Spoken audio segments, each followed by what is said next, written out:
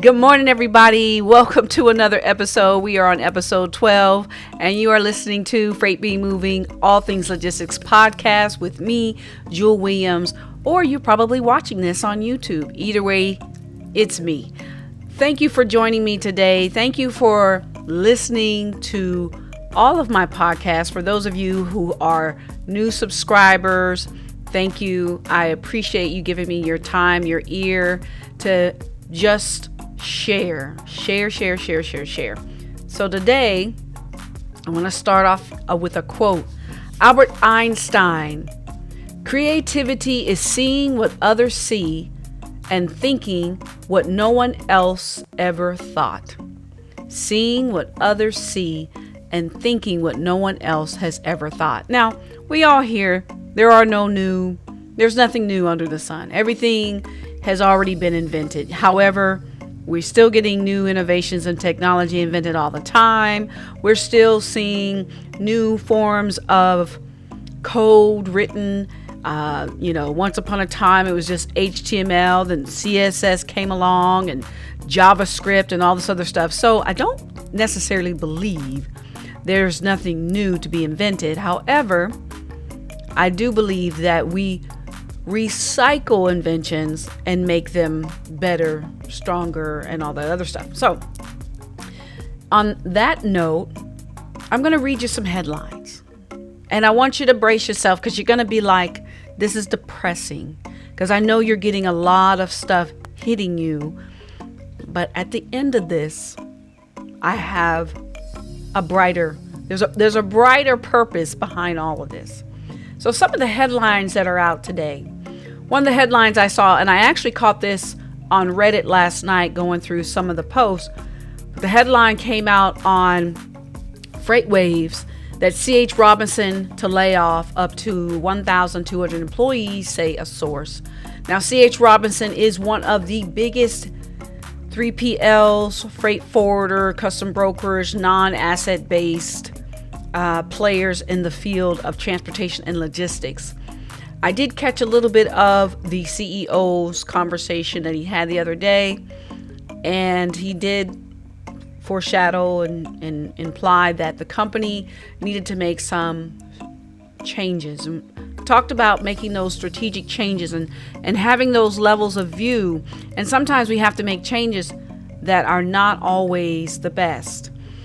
And so on Reddit last night, there were several people who are employees of C.H. Robinson or former employees of C.H. Robinson, and they were friends with other people who were at C.H. Robinson who confirmed that the organization is currently laying off quite a bit of people.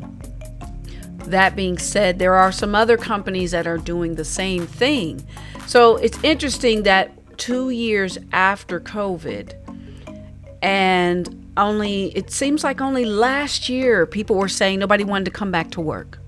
People were saying we can't get people to do the jobs we need them to do. And here we see people laying off, doors shutting. There's a lot of mixed signals going on in our news environment and from companies that are making these pivots, these shifts. And I can't help but wonder the purpose of reducing today only to hire back tomorrow. Are you reducing to lower or to hire people with lower pay? As the article states, that most of the people that are getting laid off are people in the, I think it was mid-level management to senior level management. But either way, it's still not a good situation. So some other headlines that I saw in the news today, as you know, there is another hurricane, if it's not already in Florida, heading towards Florida. And of course, that's going to cause more natural disaster type issues.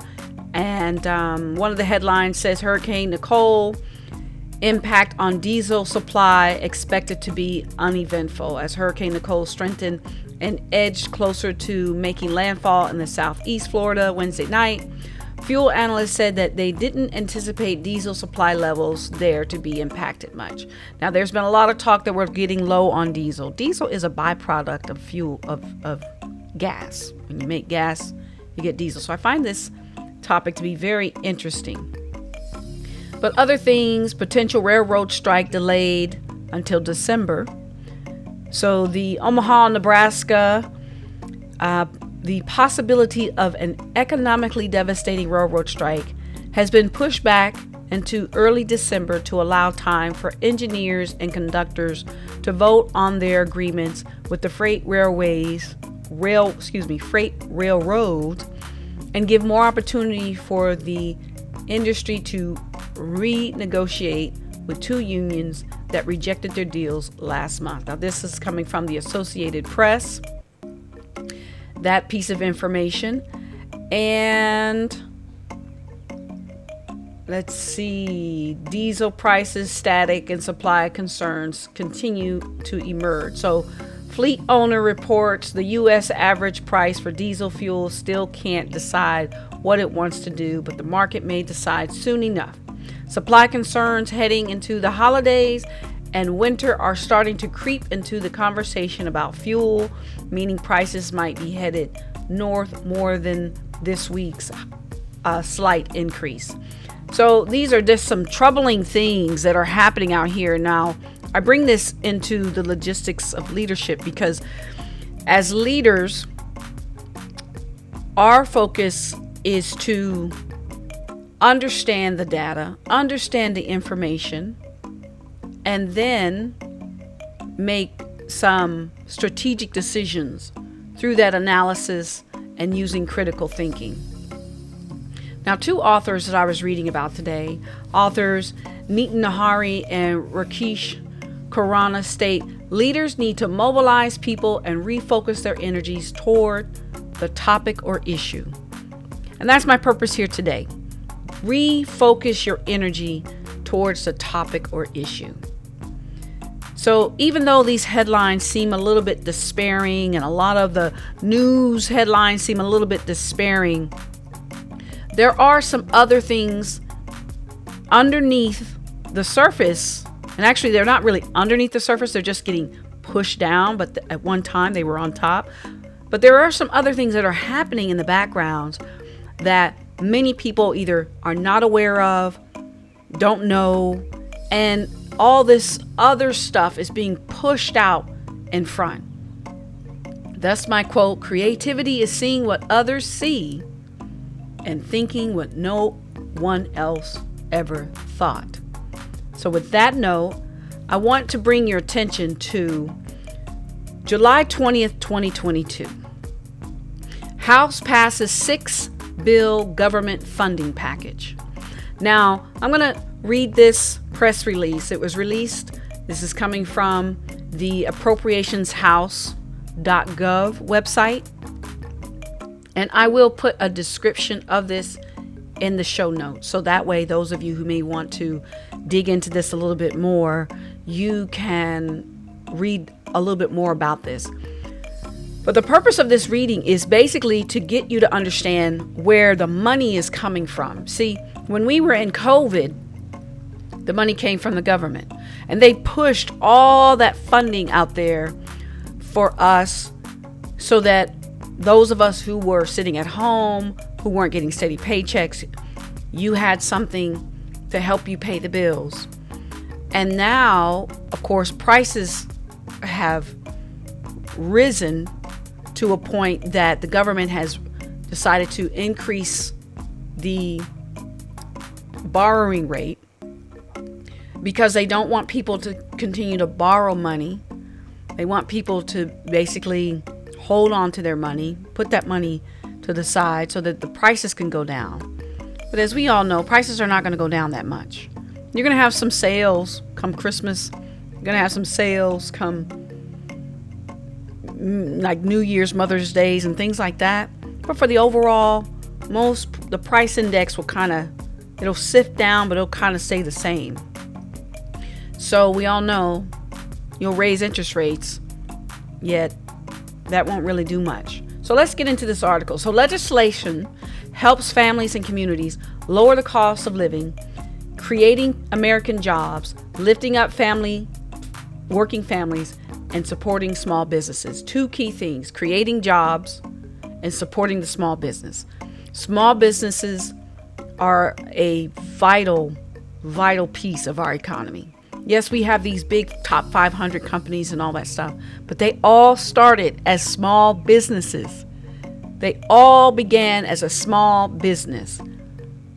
Draw your attention to Microsoft, draw your attention to Apple, Steve Jobs, Bill Gates. Two young men saw visions of where computers could be.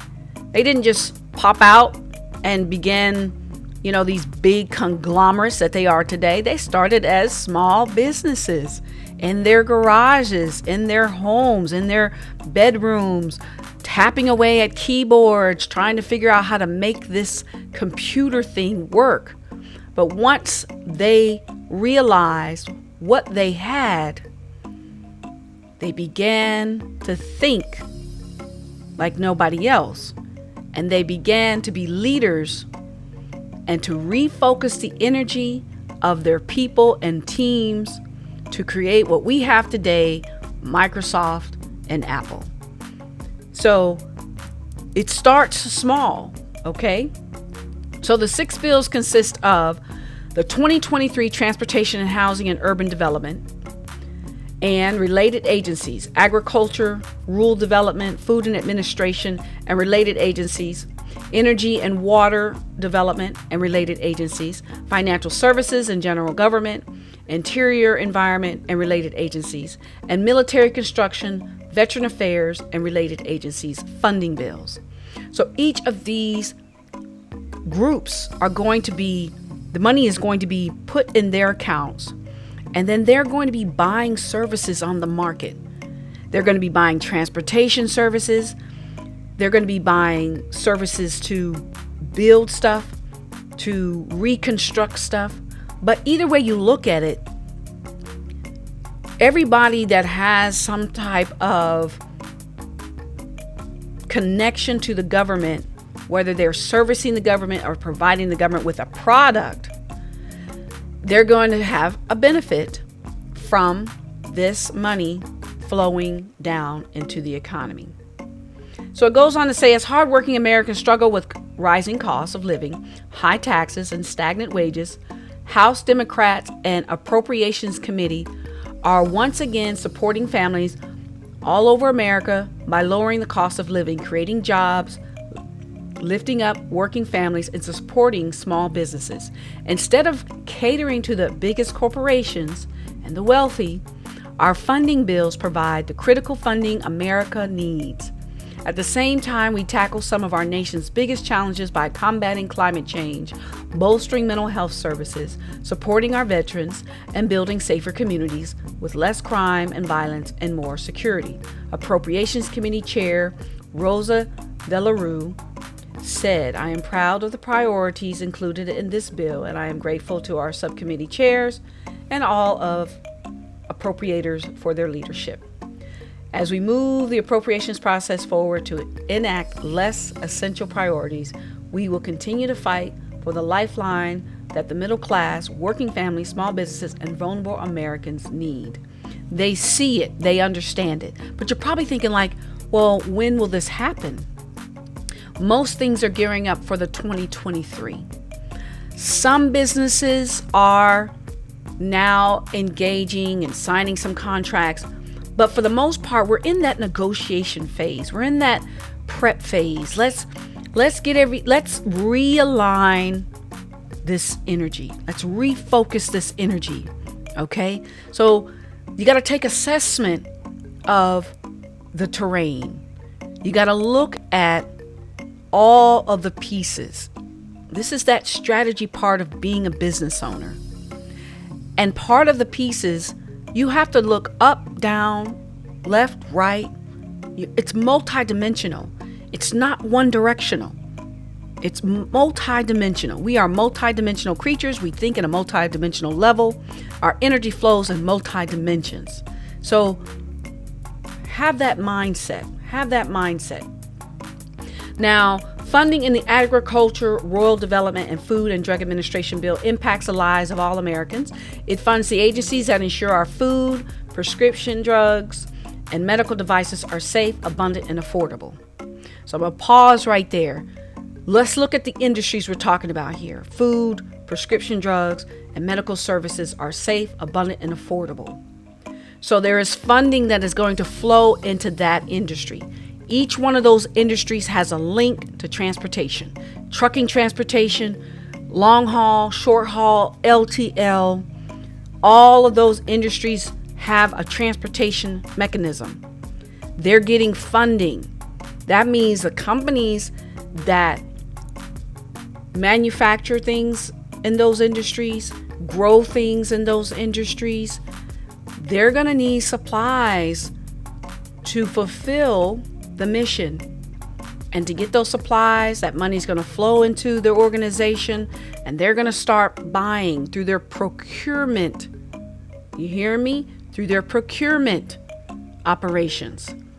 So getting in touch with the procurement, getting in touch with the logistics group, that is where you as a leader, if your industry is in food, preparation of drugs, medical devices, start digging into what those industries are about. If that's the niche you want to go in. Everybody's always talking about these niches, however you want to phrase it.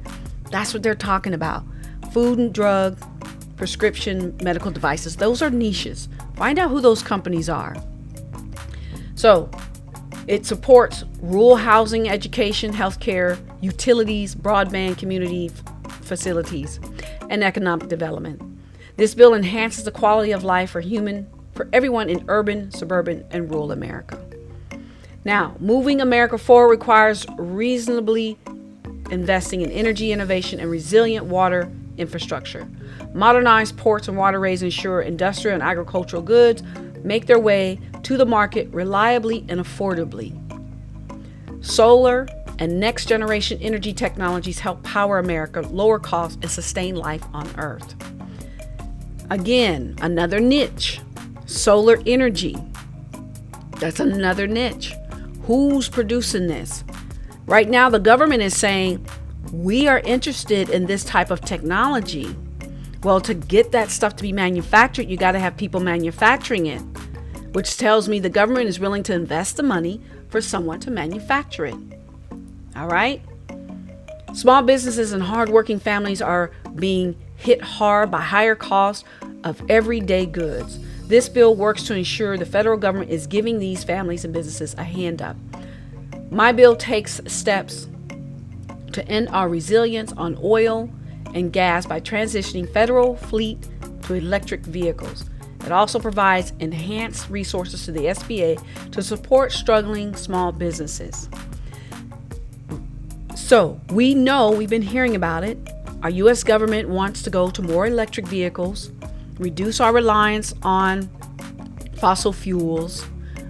Until we get there, we have to use fossil fuels to move goods. Who are these companies that are manufacturing electric vehicles? And what are the elements, the pieces, the parts that need to manufacture those electric vehicles? Where are they coming from? Where are they going to? Are they importing them from China? Are they importing them from Australia? Are they coming across the border of Mexico? Are they coming out of Canada? Again, if that's your niche, that's where you start thinking about. You see what everybody else sees, but you think what nobody else is thinking. That's the direction that you want to go in. So the letter continues with, in my first fiscal year as Interior Chair, I'm incredibly proud that we were able to make unprecedented investments to fight the climate crisis, return science as the foundation for decision making, dedicate the highest level of federal funding to the arts and humanities, and continue our commitment to tribal nations, supported by President Biden's ambition.